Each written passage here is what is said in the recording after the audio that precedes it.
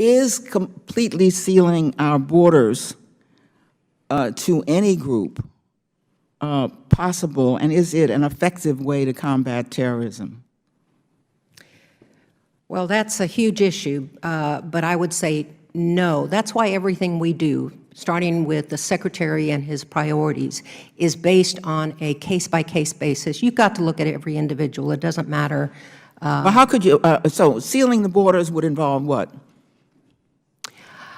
I can't imagine how you'd go about that. I think there have been some discussion about building a wall and that kind of thing. That doesn't sound like it would secure anything, actually, because I've seen the videos. Well, could you issue something for people coming overseas, saying if you're a Muslim, don't travel to the United States, you will not be accepted? We would not do that.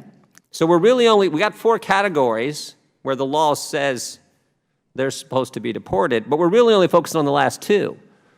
Actually, even a smaller subset, illegal entrants who commit a crime who then you have in custody. And my understanding is you've released 86,000 of just that subset over the last few years. And over half of that 86,000 were released at your discretion, what's commonly called prosecutorial discretion. We're focused on the most, what I think American citizens would say, the most dangerous category, and the fact that over half of them are released just because you can do it.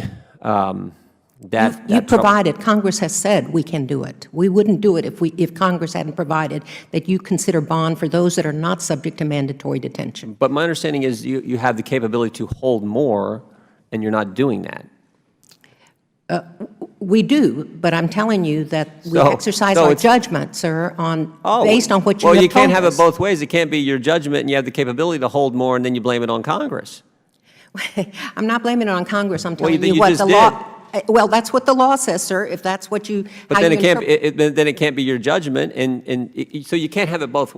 No, you've given us that judgment. You've said there are things that are mandatory, and everything else is and you have the discretionary. capability to hold more people in that final category, illegal entrant, committed a violent crime, and they're in your custody. You have the capability, the facilities to hold more, and you're exercising your judgment to release them, and some of those people you release did violent crimes and actually took the life of American citizens. Today, we have about 2,000 beds available, right, based on what you authorized, this Congress authorized for us to do. Yeah, so I think we're saying let's use them. Okay? And tomorrow it may be 34, it may be 36 tomorrow. That number fluctuates. I'm over. I yield back, Mr. Chairman.